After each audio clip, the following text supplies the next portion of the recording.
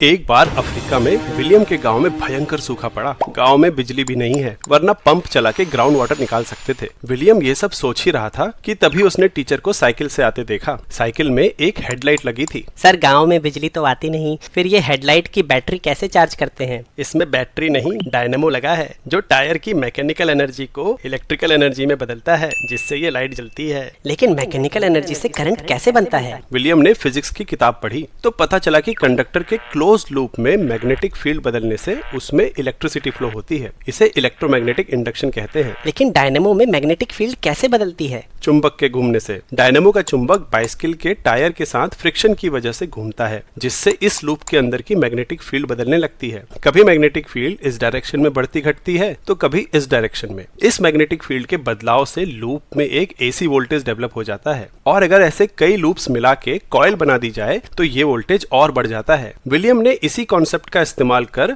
कबाड़ के सामान से एक विंडमिल बनाई, जो एक मैग्नेट को वायर की कॉइल के बीच में रोटेट करने लगी। विलियम ने इन कॉइल्स के वायर के एंड में एक बल्ब लगा दिया और वो जलने लगा। लेकिन उसने गौर किया कि बल्ब कनेक्ट होते ही विंडमिल के घूमने की स्पीड कम हो गई। ऐसा क्यों हो रहा है? साइकिल की तरह ही यहाँ विंडमिल मैकेनिकल एनर्जी को इलेक्ट्रिकल एनर्जी में बदल रही है। जब तक जनरेटर का सर्किट पूरा नहीं होता तब तक उसकी कॉइल्स में केवल वोल्टेज डेवलप होता है, लेकिन करंट फ्लो नहीं करता। यानी ये मैकेनिकल एनर्जी इलेक्ट्रिकल एनर्जी में नहीं बदलती। लेकिन लोड कनेक्ट करते ही जनरेटर में करंट फ्लो होने लगता है, और लेंज लॉ के अनुसार ये करंट खुद की एक ऐसी मैग्नेटिक फील्ड बनाता है जो एग्जिस्टिंग मैग्नेटिक फील्ड को अपोज करती है। मतलब अब विंडमिल पे एक अपोजिंग टॉर्क लग रहा है, इसलिए ये धीरे धीरे घूम रही है। इससे पानी का पंप कनेक्ट करता हूँ। वाटर पंप जैसे हाई पावर इक्विपमेंट के लिए ज्यादा करंट की जरूरत होती है, और ये अपोजिंग मैग्नेटिक फील्ड और ज्यादा स्ट्रांग हो जाती है। मतलब अब विंडमिल को घुमाने के लिए और ज्यादा टॉर्क लगाना पड़ेगा। मतलब अब इस जनरेटर को बहुत बड़ी विंडमिल से चलाना पड़ेगा। बिल्कुल सही। विलियम का जनरेटर काम करता देख गांव वालों ने एक बड़ी विंडमिल बनाने में उसकी मदद की,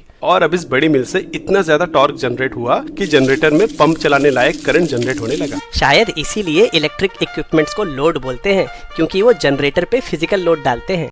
वीडियो पसंद आया हो तो सब्सक्राइब करें। Thanks for watching.